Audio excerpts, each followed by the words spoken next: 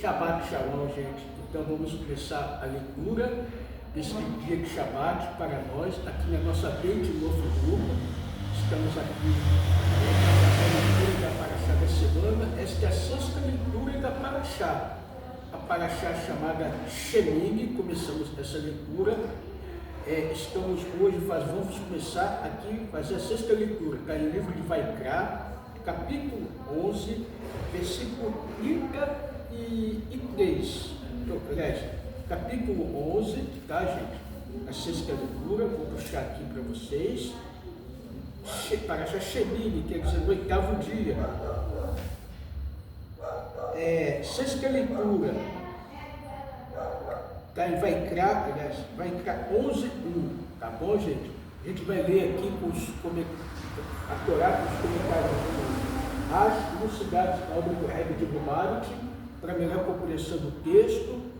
E depois da leitura, vamos abordar alguns temas no livro de Sabedoria do Dia e algumas coisas que tem relacionado a esta Paraxá. Porque no começo da semana, nós já falamos sobre ela, sobre Vayeri, o que significa essa palavra? Vayeri Hashemini, que aconteceu. Vayeri foi um fato muito difícil que aconteceu dentro dessa Paraxá, com a morte de Nadav e Avihu.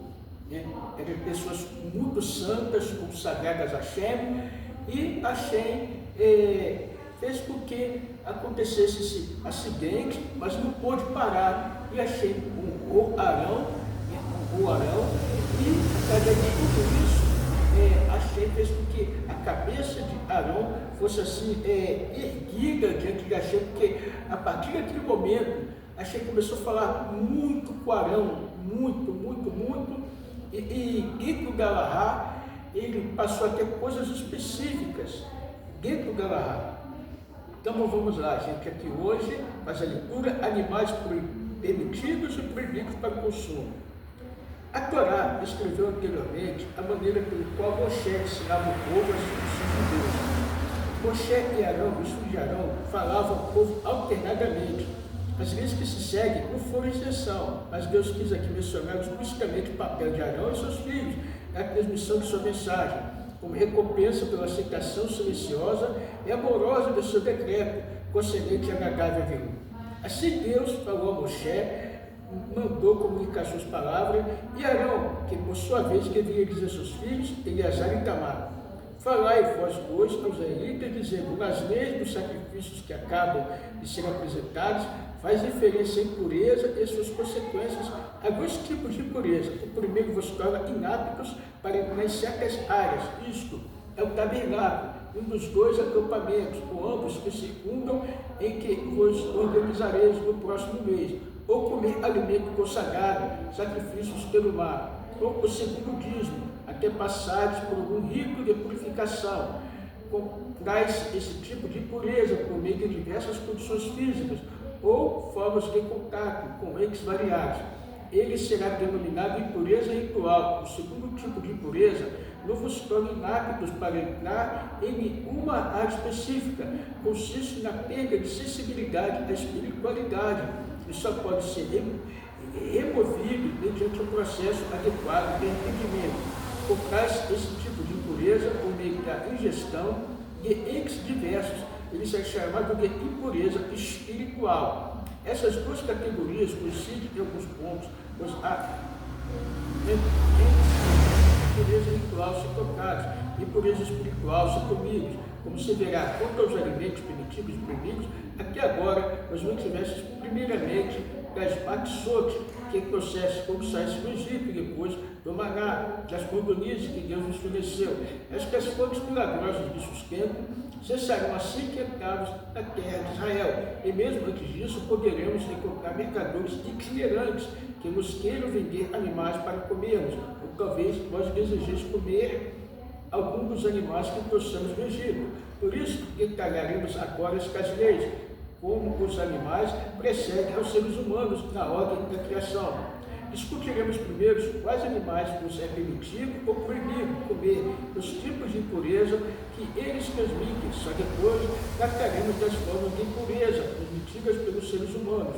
Antes, porém, devem saber que as restrições dietéticas que se seguem visam ao vosso benefício espiritual, justamente por haver dotado de uma alma adicional divina, que você torna acessíveis à divindade descendente, que Deus vos impõe essas restrições, cujo propósito é melhorar a saúde dessa alma. Então a gente vê aqui pela paraxá, pela parte da leitura, que o povo judeu ele tem uma alma adicional, uma alma divina, uma alma muito ligada a Kadosh Baruch Hu, muito aproximada, uma partícula, uma faísca muito mais excelente. Então, para ser uma nação sacerdotal, Hashem dotou o povo judeu de certos ritos, de certas restrições. Não foi só pelo motivo da saúde, ainda que a ciência possa falar, mas então animal não faz mal. Não, o povo judeu não come alimentos que estão relacionados à Torá, como tudo, por motivos espirituais também, e porque Hashem ordenou. Esses são os seres que comerem, eles, eu alternadamente a seus filhos, os príncipes mostráveis exemplares de cada categoria, à medida que as mencionava, dentre todos os animais terrestres. Todo aquele cujos pés não só só parcialmente divididos, mas completamente fendidos, em pelo menos dois, subpés de que rumina. A proibição de comer animais que não atendem esses requisitos foram formulados adiante como mandamento escrito, também aparece aqui como mandamento ativo. Só comereis tais animais se houver o feto dentro de um animal destes, ou algo que abateres a mãe. Podereis comer o feto, não sendo necessário abatê-lo separadamente, mesmo que ele possa sobreviver por si.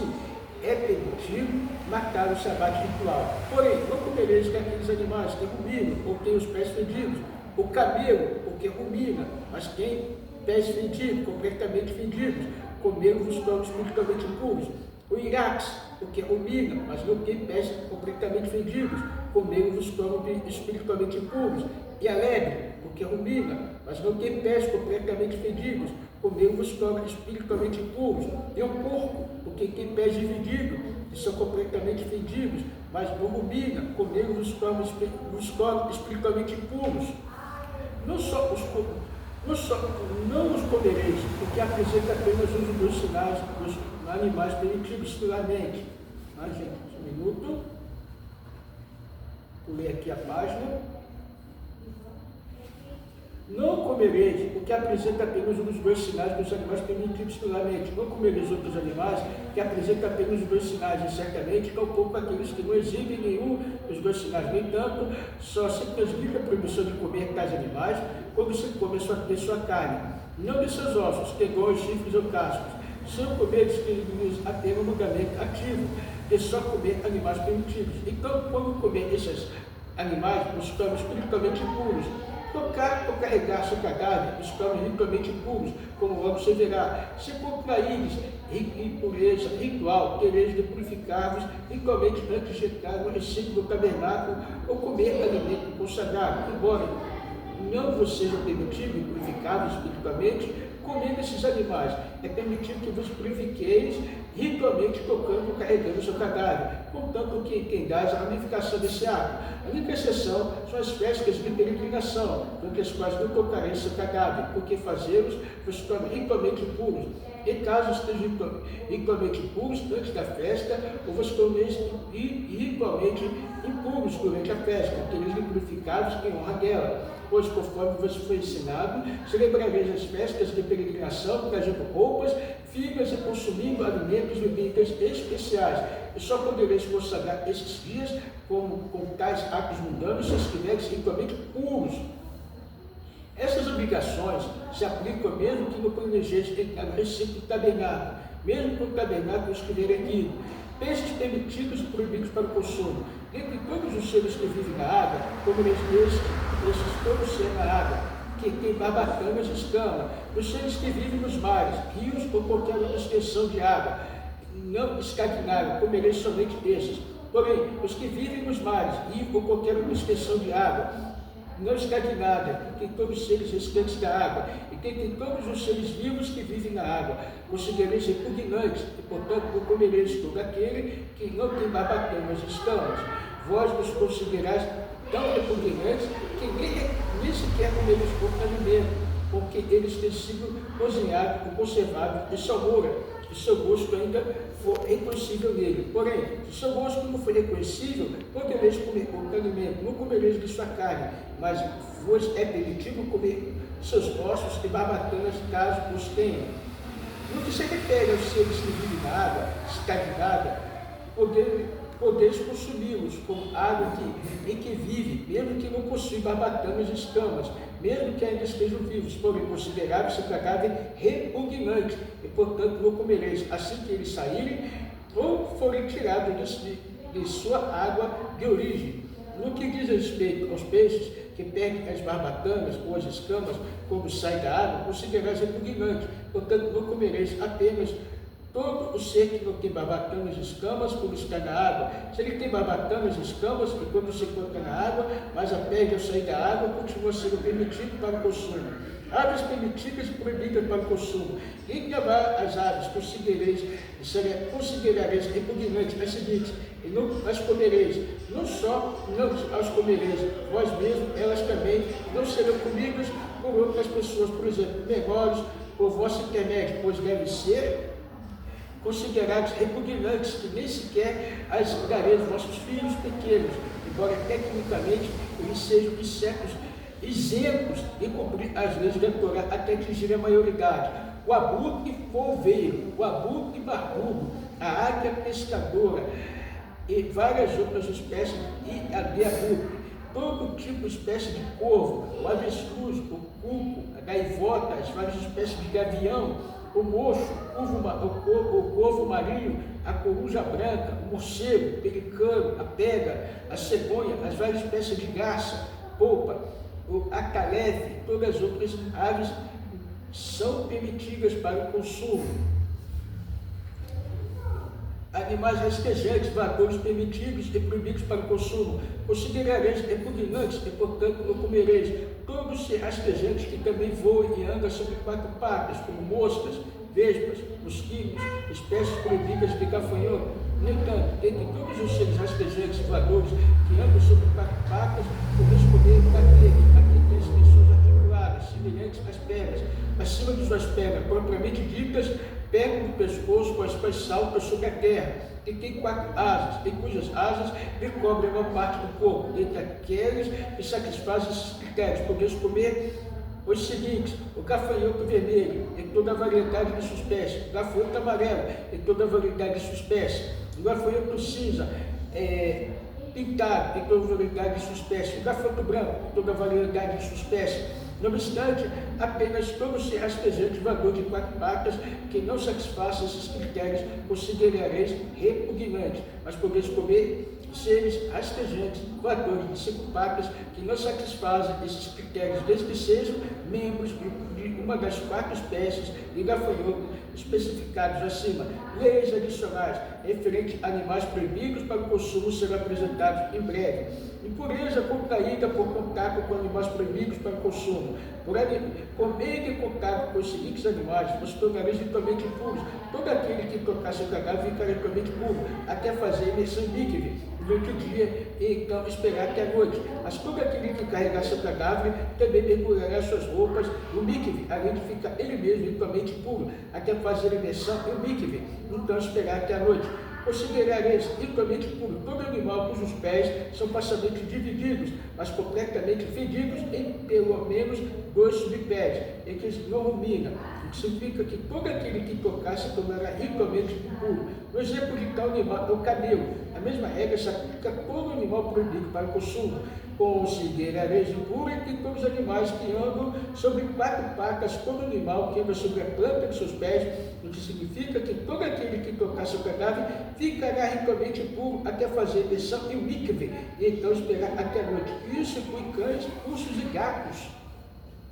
Todo aquele que carregar seu cadáver mergulhará suas roupas no mikve, além de ficar ele mesmo ritualmente puro até fazer imersão em mikve, e então esperar até a noite.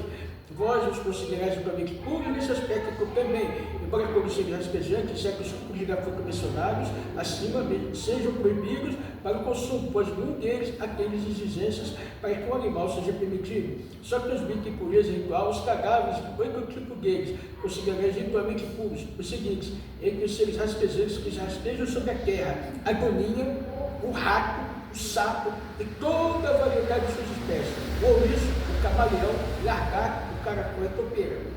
São esses dentre todos os seres rastejantes que consideráveis ritualmente puros, pois todo aquele que os tocar, quando estiverem mortos, ficará ritualmente impuro, até fazer imersão líquida, e então esperar até a noite. Um pedaço do cadáver de um desses animais só transmitirá impureza ritual se estiver volume igual ao ou maior, ou minimamente do que uma de uma lentilha. Os animais anteriormente mencionados não transmitem impureza ritual, só vós. Se algum desses animais mortos cair sobre a água, alguma coisa, ela também se tornará ritualmente pura, isto é, não se poderá ser levada a áreas proibidas para pessoas ritualmente puras, e será desqualificada como recipiente de alimento consagrado. Essa regra se aplica seja o objeto uma vasilha de madeira, ou couro, ou saco, na verdade, qualquer implemento com que se faça algum trabalho, a fim de ser depurado de sua impureza ritual, será mergulhada na água que o líquido. Porém, mesmo depois disso, permanecerá ritualmente pura até a noite, então estará livre dessa pureza. Para o Hashem, aqui é a leitura da Parashá, Shemini, aqui está falando do ritual de animais puros, rituais de animal impuro.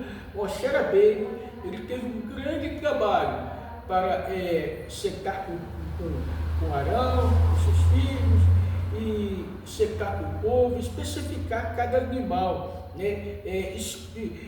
Mostrar, apontar cada animal, um por um, né? E a sua raça, no qual, as suas origens, no qual ficariam o povo de Israel ritualmente puro, se comesse daqueles animais.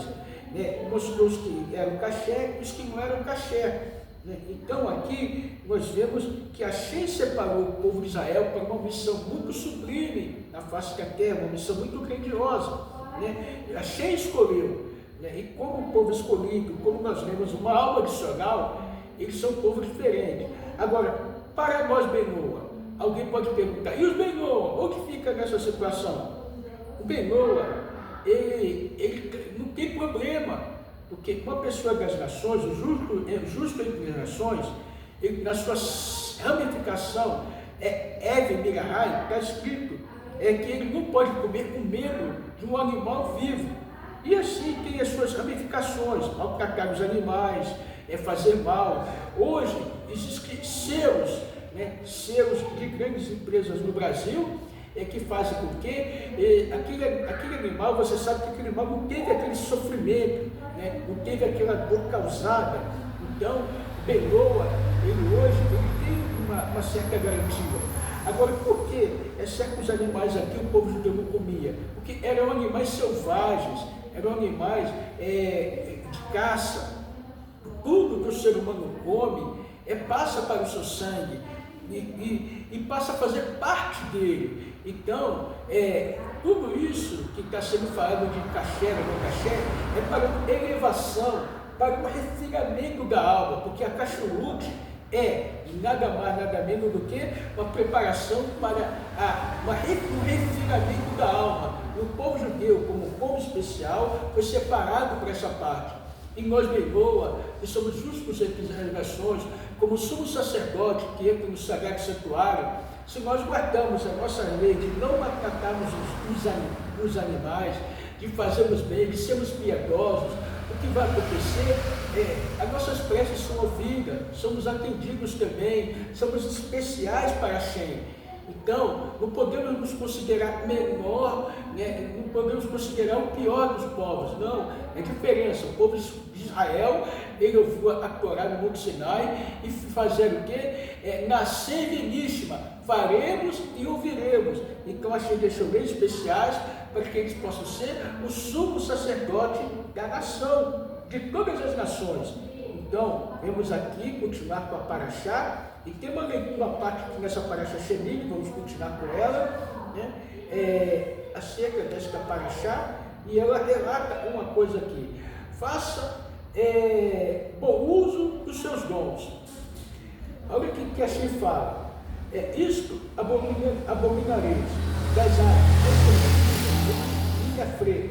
Esta paraxá apresenta as leis de Kashrut, estendendo-se por vários versículos, a fim de orientar-nos quanto a alimentos que podem ser ingeridos e aqueles cujo consumo é proibido. O Ramba explica que a proibição de comer certas aves deriva do fato de elas possuem características selvagens e sangue quente, que as levam a agir com maldade. Quando ingere uma dessas aves, a pessoa introduz em si tais equívocos. Por outro lado, entre os aves permitidos para o consumo, não há nenhum selvagem, por isso pode-se comer deles. Uma das aves proibidas é denominada de Gaá, Mirafré, mas a Torá também a chama por outros nomes, como Araá, etc. Mas os sábios afirmam no Talmud que Gaá e Iraá são as mesmas aves, porque ela é chamada também de Iraá, que em hebraico significa ver, porque tem uma boa visão extremamente afiada, sendo capaz de avisar da Babilônia a carcaça revelar de um animal que está a milhares de quilômetros de distância em Eretz Israel. Surge então uma pergunta inevitável: se de acordo com a explicação do Ramba, interiorizamos as características dos alimentos que ingerimos, por que a Daá é uma ave pura, cujo consumo é proibido? Afinal, ela possui uma qualidade particularmente positiva, uma visão extraordinariamente. De fato, a Daá foi dotada de uma visão potente, porém a utiliza para o mal. Da Babilônia, o que ela consegue ver em Israel? A carcaça do animal, algo morto sem vida, negativo. E todas as coisas boas que há em Israel, ela nada a ver, enxergando apenas um cadáver. Por causa do mau uso que faz da capacidade que tem, ele é considerado impura e proibida para o consumo. Daí aprendemos uma grande lição. Quando Deus nos concede um dom, devemos empregá-lo apenas para o bem. Caso seja usado para o mal, ele se torna impuro e negativo. Consequentemente, devemos sempre buscar ver o lado positivo de cada um e não os pontos fracos. É muito importante, gente. Dentro dessa paraxá, nós estamos vendo aqui desse animal, dessa ave, que enxerga longe, mas enxerga só o negativo, enxerga só aquilo que é impuro. Nós, como Benoa, Batinoa, vamos ver o lado positivo das pessoas, vamos ver o lado bom das pessoas. Hoje mesmo estava conversando com uma pessoa indo para o médico e falando com ele: olha quantas aves Deus criou, quantos homens e mulheres. Vamos ver o lado positivo, o lado bom das pessoas, porque cada um é um semblante divino, é imagem e semelhança de Hashem. Então, Baruch Hashem, vamos entender isso daí, vamos enxergar nas pessoas o lado bom, que ali tem uma alma, uma alma que Hashem colocou nesse mundo, que é uma criação de Hashem também. Então vamos empregar em ver coisas boas nas pessoas, e Hashem é aquele que vai ver sempre coisas boas em nós. O Ben-Eloa, a Batinoa, tem que ser piedoso, tem que ser piedosa. Vou passar um exemplo aqui do rabino, o Rabi Levi Tzak de Berkev. Ele é conhecido como o defensor do povo de Israel, pois não conseguia ver maldade nas pessoas. Certa vez, o perverso, querendo aborrecê-lo, foi lhe contar os diversos pecados que cometera.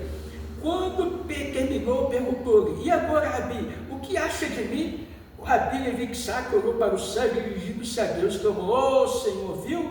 Qualquer que seja a situação, um judeu é capaz de mentir. Então, gente, vamos observar sempre coisas boas na pessoa, vamos sempre ver a humanidade de um modo diferente. Esse mundo é um mundo bonito, é um mundo maravilhoso, é um mundo que Hashem construiu para que a presença divina seja manifesta aqui, seja revelada aqui, a presença divina de uma forma muito gigante, de uma forma muito grande. Como está escrito, todo olho há de ver a presença de Hashem, todo olho há de contemplar a presença de Hashem. Vamos continuar aqui comigo, sabedoria do dia, para terminar a parte da paraxá. Vamos lá? Então, cascos partidos. Deus deu a Moshe para dizer ao povo judeu: vocês só podem comer animais cujos cascos estejam não apenas parcialmente fedidos, mas completamente fedidos em pelo menos 2 bicascos. O primeiro sinal de um animal é caché, que são os cascos fedidos. Os pés tocam a terra e ao mesmo tempo os separam dela. Assim, o casco que separa a pata do chão, a luz de que em nossa participação do mundo físico devemos ter certa separação e distância no que toca ao tato com a materialidade. O fato de tal casco precisar estar fedido, partido, refere-se ao conceito de que esta barreira requer uma abertura. Devemos garantir que a luz da santidade até o chão, ou seja, permeie inclusive os aspectos mais mundanos, terrenos da criação. E também temos que garantir que vamos conseguir estar cientes de Deus mesmo, quando estivermos ocupados com os aspectos corriqueiros da nossa vida. Outro sinal do animal caché é ser ruminante. Isso que faz alusão a necessidade de refletirmos, dirigirmos várias vezes as ideias, antes de nos envolvermos nos aspectos mundanos da vida. Em primeiro lugar, é preciso analisar as nossas intenções e garantir que tem como única finalidade elevar o mundo, depurando-as de todo o desejo de gratificação sexual por si só.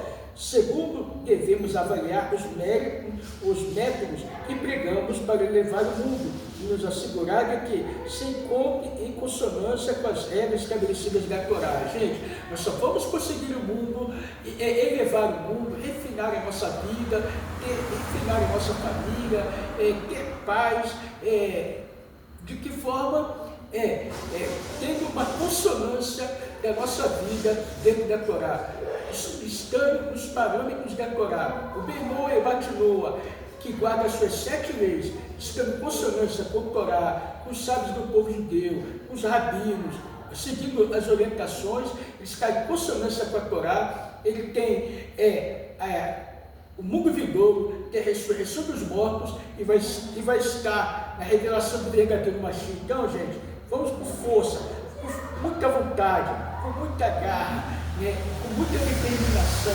cumprir os preceitos que nos foram colocados. Baruch Hashem, temos o nosso Rav Yaakov que nos orienta, temos o nosso mentor na Academia de Noé, que é o nosso mentor, e temos aqui a nossa mente física que está aberta. Baruch Hashem, estamos aqui lutando, batalhando e envolvendo o lado espiritual com o lado material, e cada dia desenvolvendo e fazendo com que esse mundo seja um mundo melhor para a revelação do verdadeiro Mashiach, que seja breve nossos dias, e vamos entender uma coisa, vamos compreender a cada ser humano, não vamos ter os olhos daquele animal, daquela ave que enxerga tudo de longe, mas só enxerga impuro. Não, esse mundo aqui foi um mundo que a gente preparou para que aqui seja o melhor de todos os mundos, porque aqui vai ter a revelação do Mashiach, vai ter um mundo muito elevado, e aqui vai ter um mundo muito espiritual.